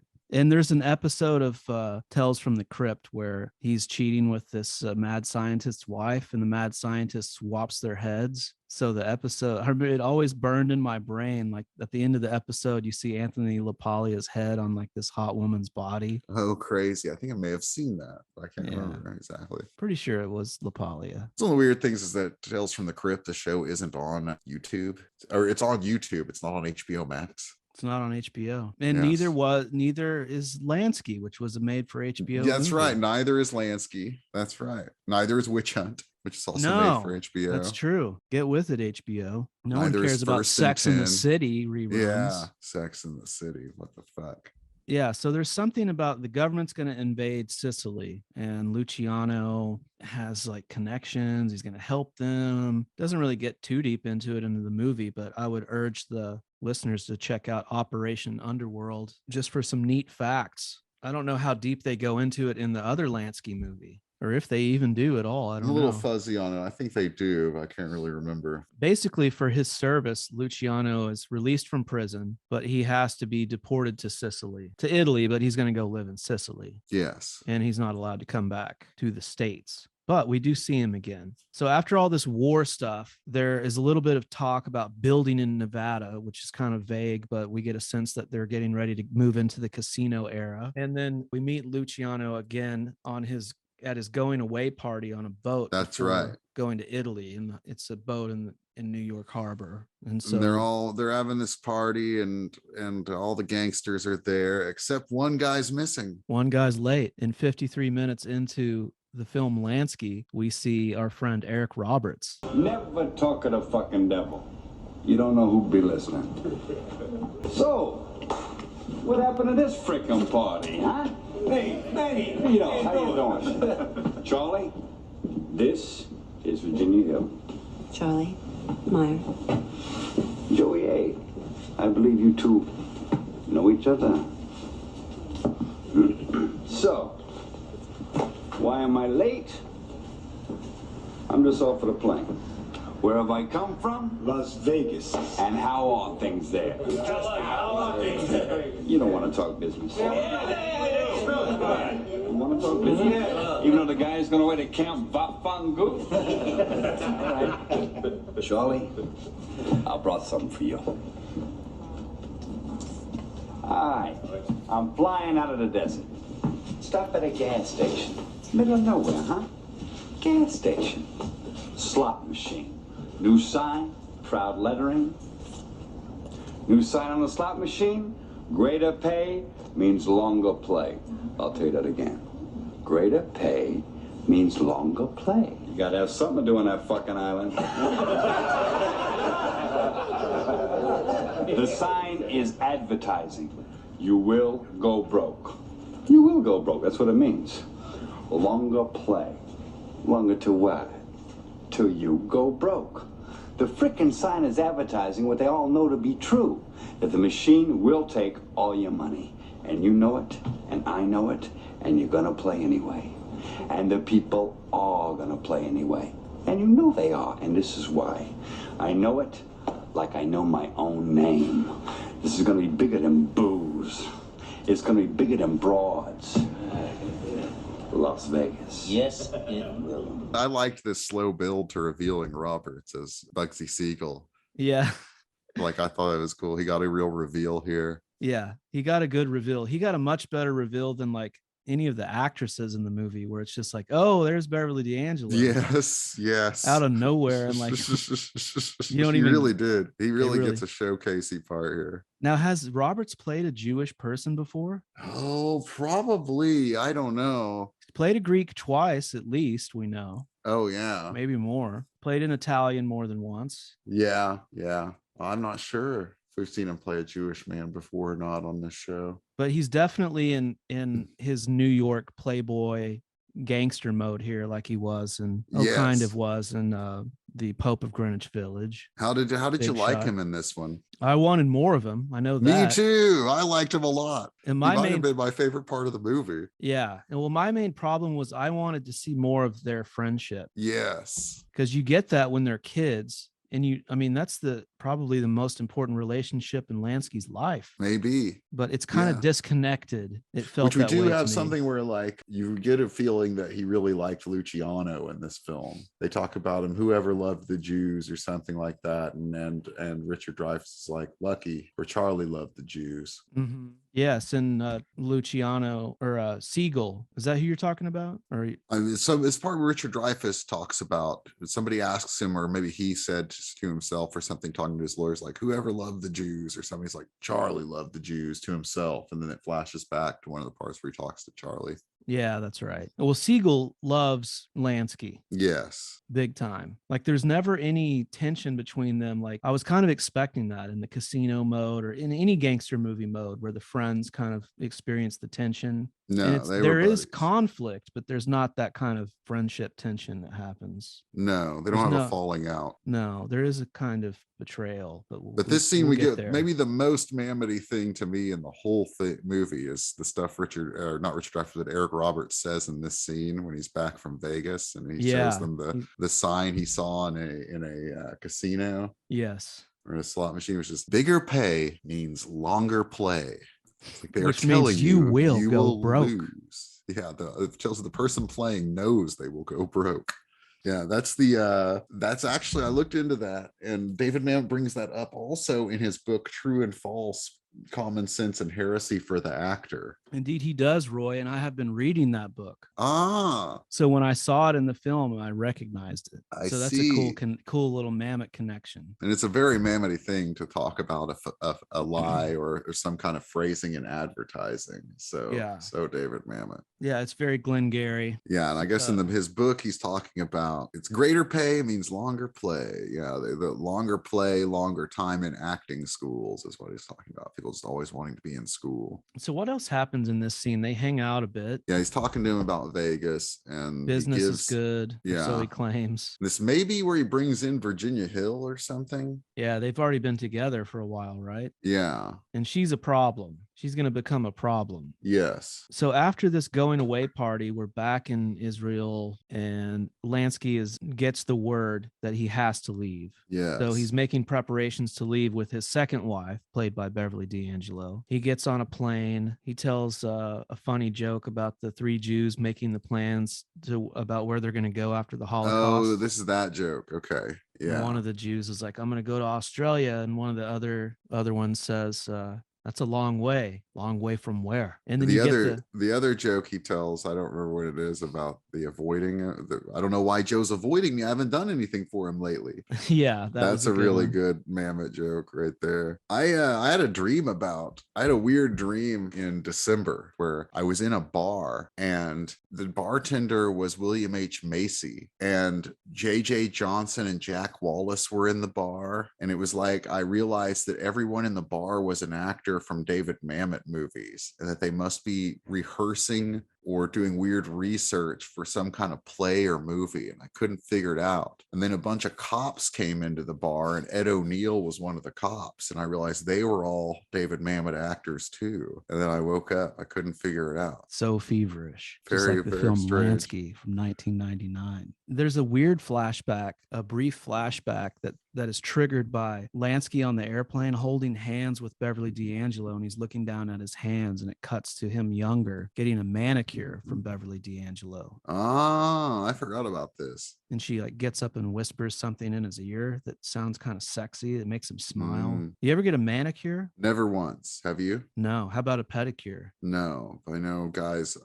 love pedicures. I could be into both. Seems like Lansky enjoyed it. We have definite friends who really like it and recommend it. So now it seems like we're in the 50s at this point, and Lansky's kids are a little bit older in this flashback section of the story. Did you notice the Octavia Spencer cameo? I did not really notice it, but yes, she was in there. I saw on the cast and crew that she was in there as the maid. Roy, I would not have noticed if I had not read it. I missed it. Again, the resolution. But she is in a maid outfit, and it's definitely Octavia Spencer. She's the help.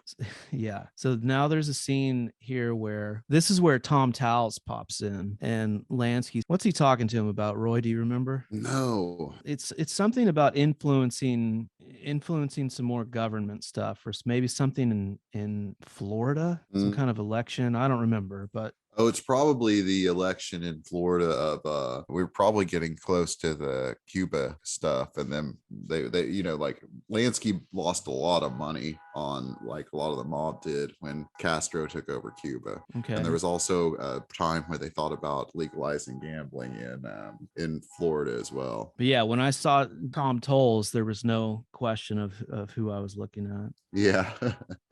It's like pixels be damned. That's Tom. Yeah, that Towles. was very, like, he was pretty blurry, but I still recognized him. he was one of the people who I was like, I'm pretty damn sure that's Tom Towles.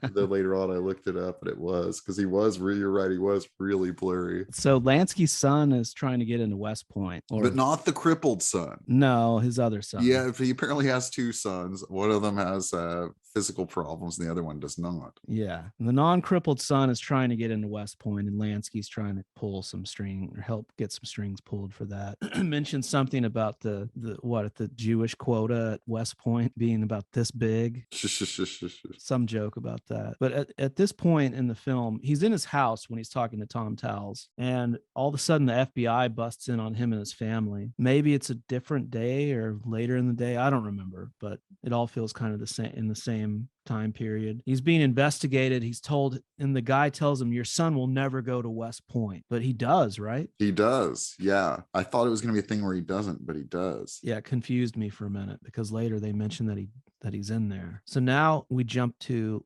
actually, you know what? I said this is in the 50s. It's probably right after the war, because 1946 was when the Havana conference happened.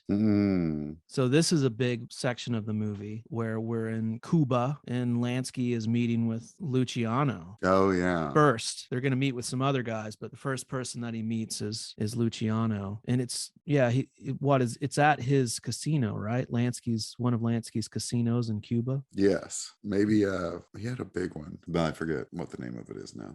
It's not material, I suppose. Not important. Yeah, I can't remember. The Tropicana? Possibly. Kind of want to know. Let's look up the Havana conference. Cosa Nostra. Leaders in Havana, Cuba. Conference took place at the Hotel Nacional de Cuba, which probably is not owned by. Let's abandon this. Too much text, and I don't want you to have to wade through all this to edit it out.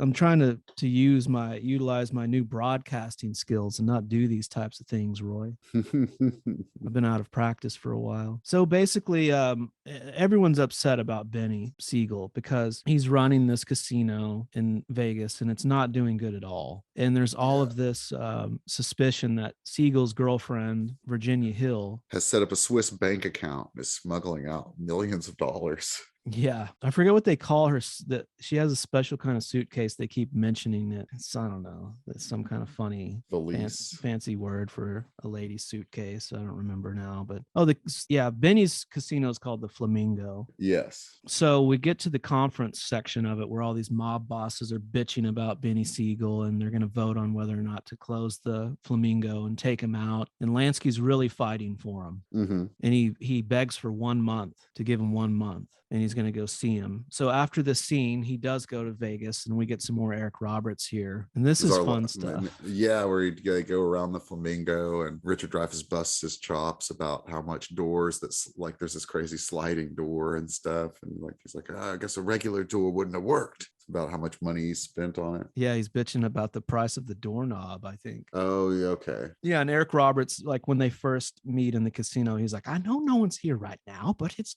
gonna pick up. So the business is not good. No, the Flamingo famously opened to a big flop. And it never picked up any traction. I think it did. Oh, it did? Yeah, but not till after they'd whacked Benny Siegel.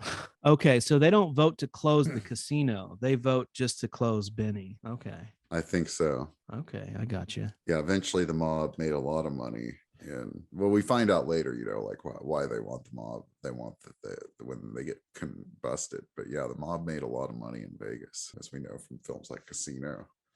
I just didn't. I thought that this particular casino was a flop. Maybe it did, but I don't think so. I think people did eventually show up. Well, here Lansky tells him that he has a month to turn his shit around, and Benny is not very receptive. He kind of brushes it off, and he's not worried about it. So there's more flashbacks, Roy. Can you believe that? I think this only flashes back to like the 40s, where Lansky's non-crippled son is being hazed at school because his father is a criminal. So then you get a nice Mammoth monologue here. It reminded me of Oleana, the Mammoth play and movie, where here he says, like, in this scene, Richard Dreyfuss says that you can take this and say these things are true or something like this. He's like, okay, that happened. I'm still here now. What? Or something like that. What does he say? Basically what he says to him is like, that's how you deal with that kind of stuff. And then there's a big talk. You don't have to give these things mental significance, right? And that's that's in Oleana. Teacher talks about a thing that somebody told him when he was a kid. He's like, when I was a kid, a boy said, poor people copulate more often than the rich, but the rich take more of their clothes off. He's like, what did that mean? I don't know, but it stuck in my head because someone said it, Which reminds me of something that Luciano said in the Cuba scene when he's bitching about Benny Siegel. And he's like, he doesn't just have cum in his balls. He's got it all throughout his entire body, and it covers his eyes. And he's like, and then he comes, and then he can see clear for about 15 minutes before it fills up again, and he's blind again. Yeah. I thought that was great. LaPaglia at his best. Yes. Yeah. Also, when I was visiting my parents, when I was hanging out with my dad, we watched The Big Town, there was a dinner, and bullying and hazing came up from one of my siblings. And I said, as a joke, that's bullying and hazing made this country great. But my father, I think he now respects me since I said that. Nice. I think he was like, yes, it did. Well said, boy. Yeah. There's also some flashing into 1972 where Lansky is seeking asylum in Paraguay, but when he gets there, he's denied entrance into Paraguay. So then he's trying to go to Panama. So this part of the movie is like really moving back and forth in time a lot. Yeah, and him trying to go to Panama is where we get a flash back to Cuba, right? With Cuba closing, when you find out when he goes to Panama, it's like it flashes back to him being told all his properties are being nationalized in Cuba, and that's kind of feverish and confusing. Yeah, let's flash to another Latin American country. It's not going to confuse anybody. Yes. But they do. Yeah, he does have darker hair, Dreyfuss, so he does. I guess you're right. But yeah, then you see that the communists have taken over Cuba, and they tell him that, yeah, exactly what you said. The casino's been nationalized and you have 1 day to leave. So that's all interconnected with him not being able to get asylum in these places. There's also like a big hearing that takes place in this part of the film. Yes, where he goes before Congress. I mean, this is like Lansky is talking to one of the prosecutors, not during the hearing, but he really pulls the race card here. And this is kind of one of the themes like, of you this people. story. The guy means We think the guy means mafia people, but Lansky definitely thinks he means the Jews. Yeah, he's really trying to get that law of return to work in his favor. I think this is where they're talking about. I don't know if this is the law of when he's before Congress. Isn't it about the? It's about the casinos. Oh, you're right. Yeah, this is before. Because this is where he's like, we That want was an people like issue. you Sorry. out of that business. You're right. You're The right. congressman is, when he tells the congressman, he knows he likes to gamble a little bit. This stuff with him in Congress also reminded me of Hoffa, which is one of the most legendary parts of Hoffa, where I don't even think it's really Mammoth's dialogue. I think it comes from the actual transcripts where RFK is mad at Hoffa, and Hoffa's being like, barring that, and RFK is like, in a moment, sir, when I am finished, then you may speak. Mm-hmm. Well, some of this stuff here made me think about homicide, just the yeah. idea of the reckoning with the Jewish identity. And this one's more about leveraging the Jewish identity. David Mamet does so much stuff about Jews and stuff and things, and talks about Judaism so much. And he would bring up like how many Jews seem like self-loathing and stuff in Hollywood. He might be Hollywood's least self-loathing Jew, where he actually writes Jewish heroes and things like that, and doesn't make them pathetic types or nebbishy. Yeah, he's good at that. And he came from, the time before him, like a lot of that, you couldn't really talk about that. They didn't want films about Jewishness in movies that much. Yeah, not really. No, there are wasn't desirable. There are films about anti-Semitism and such from like, his childhood and before, but he would write about, how like there aren't really that many Jewish heroes in the movies or anything like that in any movies. Yeah. You think Lansky's a hero? He's certainly the protagonist. Yeah, he's definitely an anti-hero. Yeah. Yeah. This also, we get one more thing with like, is this where he goes to talk about Virginia Hill with a guy at a supper club? That's coming. Okay. I wanted to talk about the West Point thing one more time, because okay, he tells I don't really know who's involved in a hearing, a prosecutor of some kind or some kind of questioner. I don't know the nomenclature, but anyways, I think it would actually be a congressman who is the head of a committee or is a committee member. So this is definitely like a Congress hearing, congressional hearing. I believe so. I'm not sure, but I believe so. Okay, he's talking with one of these guys, when he brings up the you people thing that we talked about. But he also tells the guy not to mention the West. He's like, don't bring up the West Point thing. And the next day or later in that day, whenever they resume, the congressman asks that, how did your son get into West Point? And you could tell that really pissed off Lansky. Yeah, I looked into what happened to his kids, because I guess he had a daughter too, who talks more about like her dad and stuff. His son, there's not much reporting on his son who went to West Point after that. We know he went to West Point, and then we don't know much about him after that. But he had the crippled son, I guess, needed care his whole life, or has needed care as a middle-aged and older man, and eventually the money ran out on that, or somebody cut the funds off on that trust, or the money ran out, and he was like in really bad straits at some point in the 80s after Lansky's death. Somebody cut off a bunch of his care money. After this hearing stuff here is when we move back in time, further back in time, to Benny and Lansky in a cab. So here's some more Eric Roberts. And this is maybe my favorite Eric Roberts scene in the film, where Roberts is talking about how he's in love with Virginia Hill and he needs Lansky to help him. And this is when I felt that bond. I wish there would have been a little more of this in the film. I would have watched a whole movie of Roberts and Lansky hang out. Yeah, absolutely. Yeah, all the other stuff is cool, but I don't know. I liked their friendship the most. Lansky gets out of the cab and he goes into this restaurant, and if I remember right, she's supposed to be meeting a man, and basically Lansky scares him off. Yes, and the man is played by Peter Dobson, who you would recognize in movies from this time. He's in The Frighteners. He usually plays a douche. He's also in The Marrying Man with Armand Assante. And Did you watch that recently? Yes, I watched it. Yeah, he's one of Alec Baldwin's main buddies. He's kind of playing a Dean Martin type or some kind of crooner. He's in this scene and no other scenes of the movie. I thought he might be playing Joey A, who was the mobster boyfriend of Virginia Hill before Bugsy Siegel, but it turned out that he's not playing. Some other guy plays Joey A in the movie. Peter Dobson famously played Elvis Presley in Forrest Gump. Oh, wow, you're right. He did.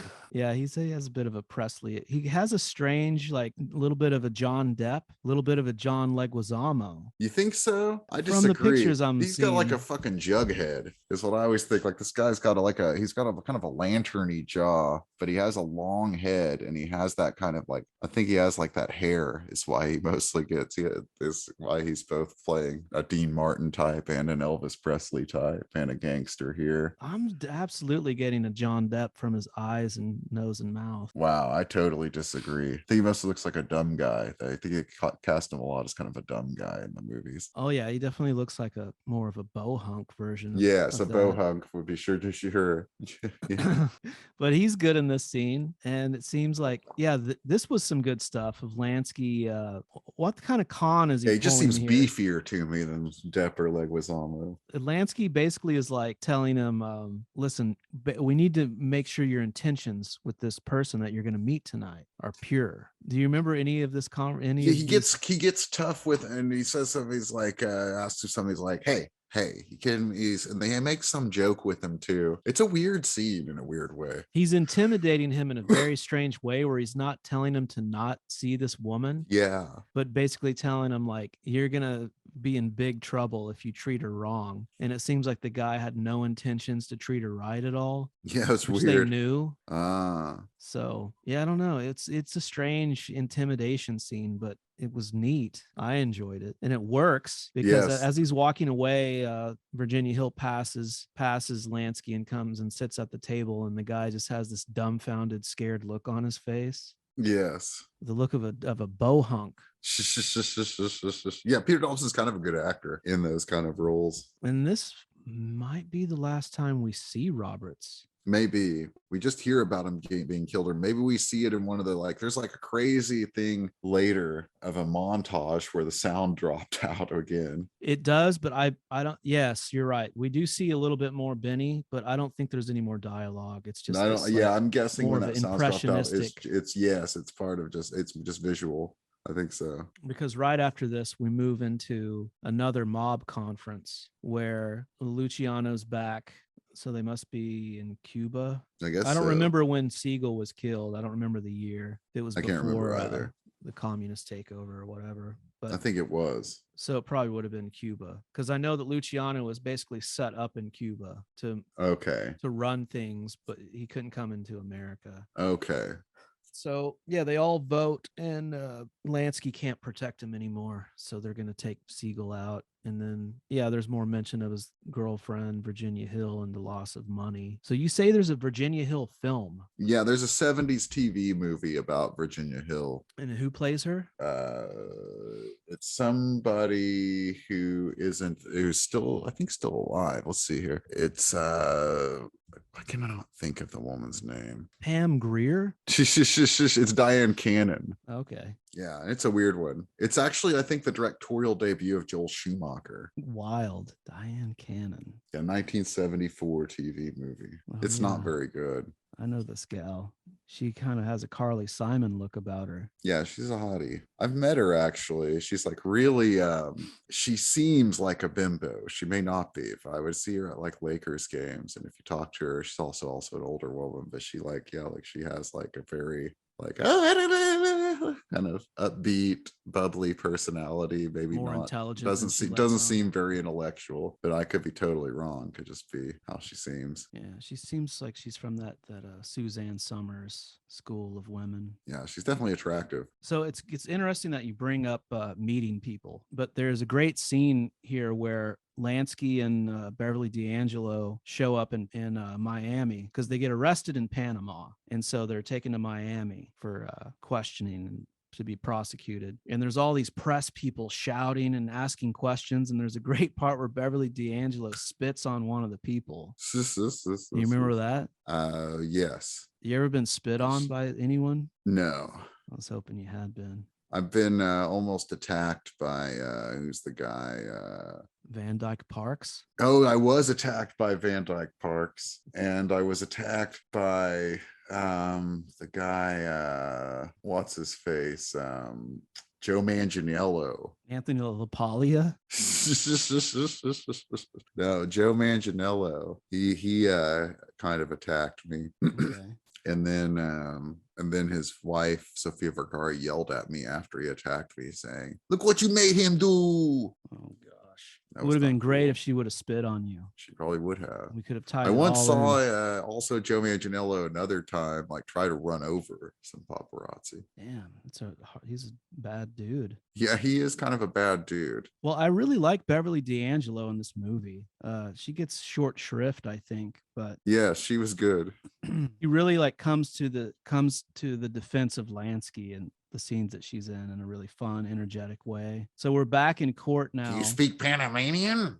Yeah. They speak Spanish. Do you do you know somebody that's been told they look kind of like Richard Dreyfuss? Yeah, only in the past few years I have been told more than once, Roy, maybe over 10 times that I look like Richard Dreyfuss. I like to think I started it by when I finally saw the movie Jaws. There was a picture of Richard Dreyfuss wears this outfit. It was very similar to an outfit I'd seen you wear. Yeah, I have round glasses these days, and I sent you a picture of it being like, "Is this you?" Yep, you. And then I had posted a picture one time on the internets, and someone said that I looked like hot ass Richard Dreyfuss from Jaws. So that was when I decided to really lean into the Dreyfussness. Well, the movie you remind me most of Richard Dreyfuss in is the movie Inserts, which is a movie I watched in preparation. Have you heard of this movie? No. Is he at his heaviest in this film? No, not at all. It's a movie. I just wanted to bring up the movie Inserts. I watched this movie and I had to look on to find it in a good version. I had to go on a pornographic website because it's on YouTube, but it's on YouTube in like super speed. Yeah. But a porno site. Richard Dreyfuss is in an X-rated movie from the 70s where he plays a silent movie era porn director that used to direct, or I guess it's early talkie era. And he was a silent movie regular director that couldn't make the transition into talkies or partied too hard or something, and now directs porn. Well, I see Bob Hoskins is in this. Yeah, it's Bob Hoskins is in it, and they're both. It's actually one of the best performances I've ever seen Richard Dreyfuss give. Actually, they were both really good in it. It was a very strange movie in that not only was it like nudity filled, it also all takes place in the living rooms and maybe a bedroom of this house. I think maybe it's all just in like this Richard Dreyfuss's house in the movie. Whoa. And it's very much like a play, but it was never a play. It only has like 5 characters. Who did you say was the director? It's somebody that John Byram, I think. Yeah. Can't remember. But it's somebody who did other work. But it was an interesting picture because I'd almost never seen anything like it. Like it's very much like it was more like John Byram. Yes, it was more like a play than almost any play movie. But it was never a play. Interesting. And Bob Hoskins plays the money guy behind the porn. Does Dreyfuss get nude in it? No. Yeah. There are two ladies who get nude, and it's from the 70s, which is the other thing I liked about it was that John Byron, like there's like a male porn star in it and you never see him nude, but you see all the women nude. And I was like, yeah, this is my kind of movie. Damn, no nude Hoskins. I'm out. Very good Hoskins though. I'll put that on my list of something I'll try and seek out. Yeah, it's kind of funny. Like I have this computer and I've had it now for a while, but like, much unlike when I was perhaps younger, and no pornography had ever been looked up on this computer. And like when I went to that's for the phone times. Yeah, exactly. And so finally, when I saw this movie, I was like, man, this is the first time this computer has ever seen pornography. God, I forgot pornography could be viewed on such a larger screen. Yeah, me too. Man. All right. So for the folks out there, look up Inserts. Yes. To get a sense of what I look like. 1975 NC-17. Yeah, I think you look more like Jaws. I just wanted to bring up the movie Inserts. Wonder if I'll age into what modern day Richard Dreyfuss looks like. Well, remains to be seen. So here we go back into Lansky world. He's in court again because he's been arrested in Panama and taken to Miami. And it's in court here where he suffers, I believe, to be a heart attack. It never really says. Yeah, could be a stroke. Says. Yeah. But I know Lansky he had a lot of health problems in real life. And throughout the whole film, he's taking antacid pills. Yeah, they have him taking a lot of pills. Yeah. He smokes a lot of cigarettes in the film. He eventually died of lung cancer. but that's never comes up in the movie. No, he doesn't die in the film. But they make a big thing of how much he smokes. Yeah. So this section, he wakes up in the hospital and he has some dialogue with a nurse. Am I going to die? Kind of thing. And then we move into this ultra fevered out montage. Yeah, where it's kind of like he flirts with this nurse. And I think it's really here when we see more graphically and close up how that kid was killed in the river. Yes. Then we find out that it was not Siegel who sliced the kid's throat. It was Richard Lansky. Dreyfuss. Okay. Yeah. Okay. Richard Dreyfuss murdered a boy. Yeah. So we get that. We get some sections of Lansky not able to protect Benny and kind of betraying Benny in that sense. And then we move to 1978, and it doesn't say this in the movie, but Lansky never went to jail after being arrested in Panama because of his health problems. He already had so much stuff going on that they just let him age out. And so in 78, he's talking to, I believe, a French journalist, but is he a Jew? He's a Jewish guy, right? Because at one point Lansky says, "You fought in the wars," and I thought it was a reference to some of the Israel wars. And maybe. So this is a really great. I thought this was in Florida or something. This is in Florida. Okay. And the journalist has a French accent, but maybe it's an Israeli. Maybe. I'm not sure. Yeah, I'm not sure either. But it is 78, and the guy looks like maybe he's in his 40s or 30s. So I don't know what wars. There's a classic part of this where he orders his usual. Dreyfuss does, and the guy says, "What's your usual?" And he doesn't tell them. Then he's like, then the food comes. He's like, "You see," and it's like he orders a tongue sandwich on rye bread with the rye bread burnt. But you don't ever see him take a bite of it, but you hear him crunching that rye bread, and it sounded like, I was confused, it sounded more like cereal to me, but then I realized it's that burnt bread. But it sounded so much like he was eating cornflakes that after I watched this movie, I went on a crazy binge of eating a bunch of cornflakes. It made me crave them. I went and bought like 2 boxes of cornflakes and some milk, and then I just kept eating cornflakes even after those boxes were gone. I put on a lot of weight. A lot of cornflakes weight? Yeah, it's like it's like I don't eat a lot of cereal, but if I ever eat cereal once, you can just guarantee I'm going to gain like 10 pounds because I can't stop. I'll eat bowl after bowl of cereal. Yeah, I can destroy some cereal. So have you ever had tongue? Yes, but only in Spanish, Mexican food. Yeah, like me as tacos. well. I've had lengua tacos, and it has kind of a rubbery texture to it. It's not bad. Recently, I was visiting my family, and my brother had cooked a big beef tongue. Oh, wow. Slow cooked it, and it was much different. It was much it was more moist and kind of more of the consistency of brisket, and it was delicious. Interesting. It was very good, very That soft. sounds good. And so watching this, I was like, man, I bet a tongue sandwich on some burned rye bread would be kind of good. Yeah, if it's like a brisket sandwich, it's probably really good. Yeah, but see, I thought he was eating a salad. I thought the crunchy crispiness was lettuce. It's funny that once again, Roy, that resolution. Yeah, you thought it was a salad. I thought it was cereal. Just so, because I don't know if you ever see him take a bite. I think you just hear it, and so it's like I think you think it's we both invented our own food. Who knows what he's eating? Even though it told us what it was.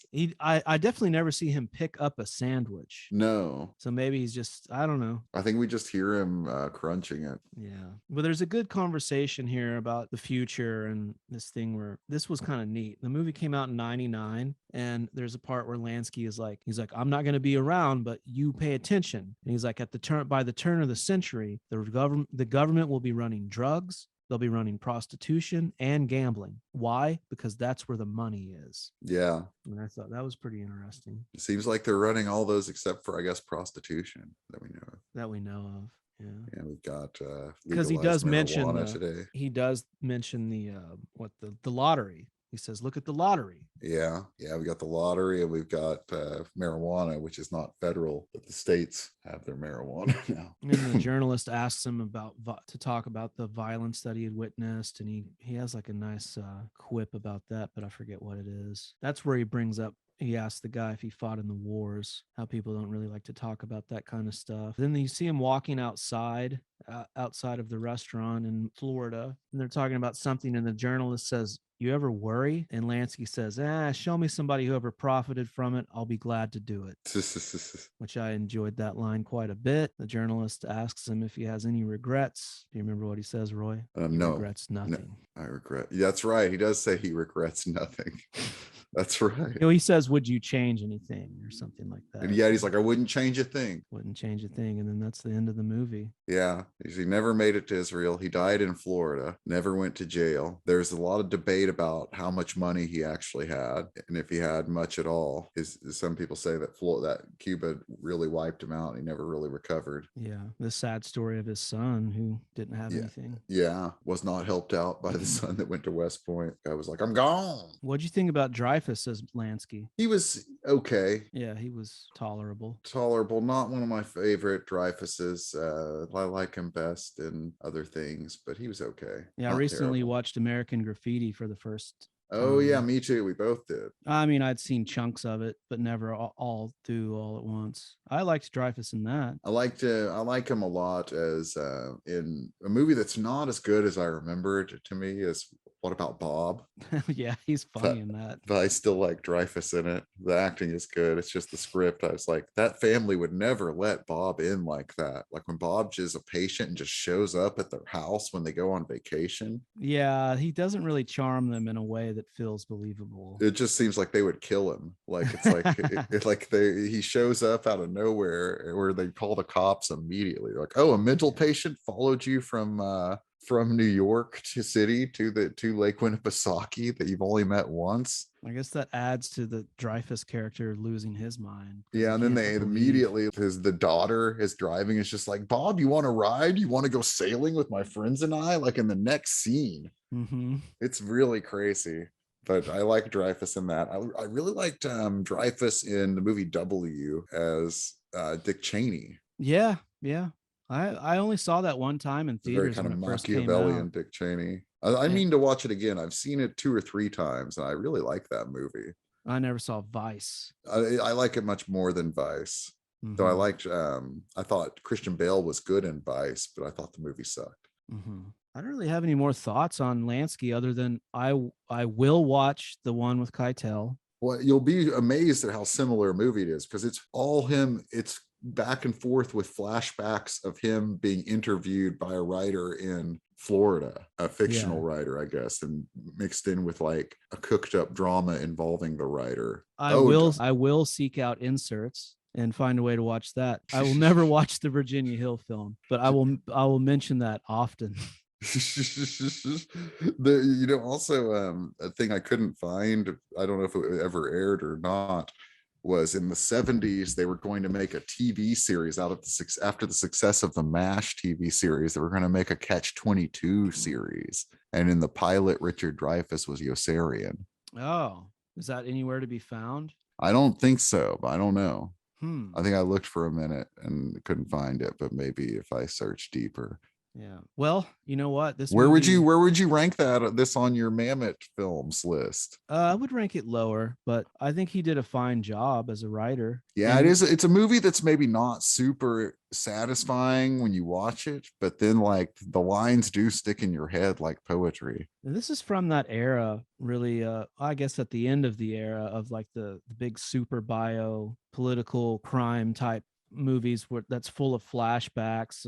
Thinking of Hoffa, Nixon. I was going to say this does kind of come what feels like towards the end of the cycle of mob movies before we have more mob stuff now. But I feel like we went through kind of a dry spell of mob stuff. But then when I actually looked, I'm not sure that there really ever had a real dry spell. But I do feel like I think that Sopranos kind of took over. Started in '99.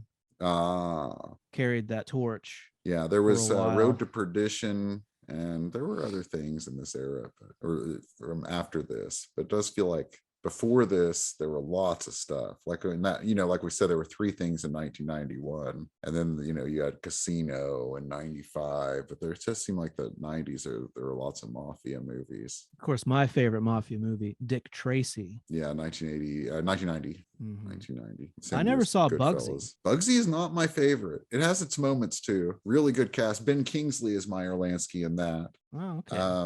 the director of Vanishing Point, Richard Sarafian, is Lucky Luciano. Of course, Annette Bening's Virginia Hill. Elliot Gould is in it as, I forget what the guy's name is, who not as famous of a gangster to me. And of course, Harvey Keitel's Mickey Cohen. And Joe Mantegna plays George Raft, the actor, who's friends with Bugsy Siegel. And it's sort of, it's another very fictionalized version of the gangster, of the Vegas story, the downfall of Bugsy Siegel. Cool. Well, closing thoughts, Roy. It's good to be back. Good to be chatting with you about the Roberts stuff again. I think that's about it for me. It's your turn to choose. I picked this movie. Do you know what movie you want to do next?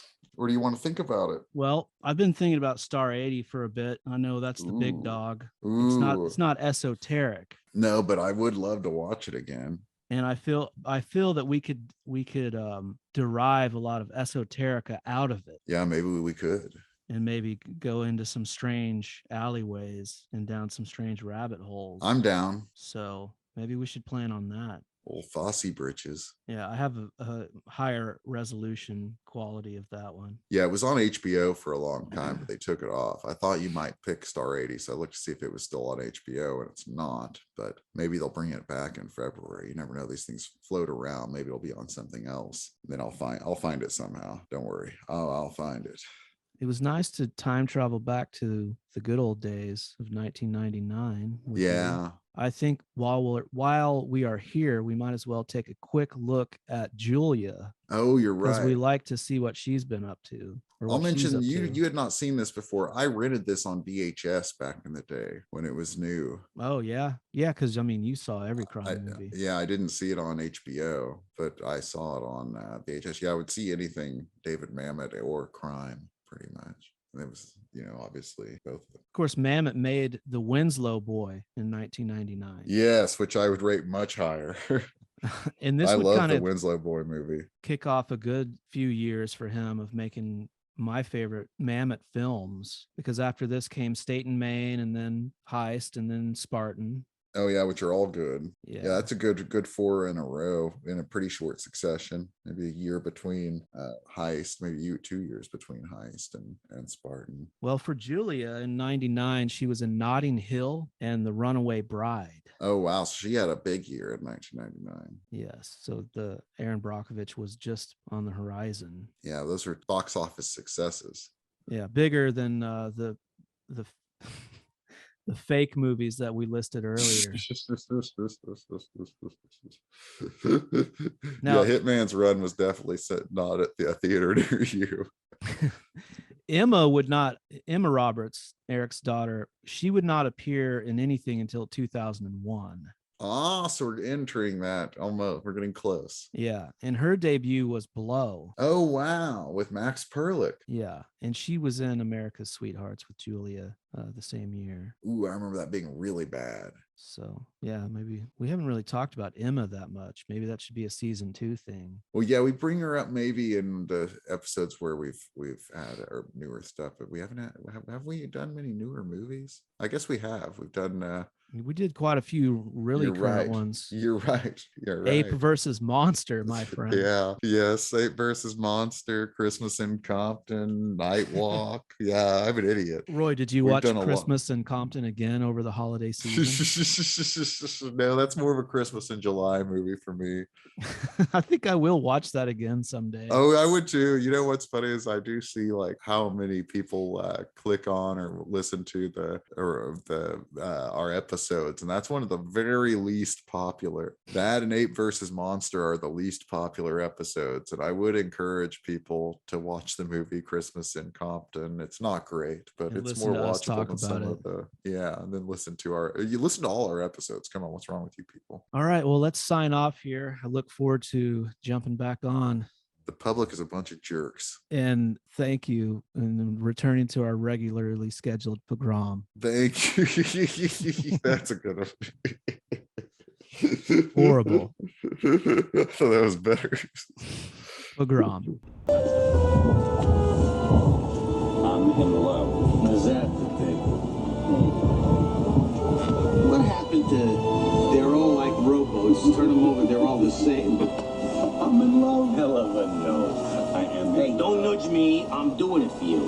Am I doing it for you? Hey, what don't I do? Who's my landsman?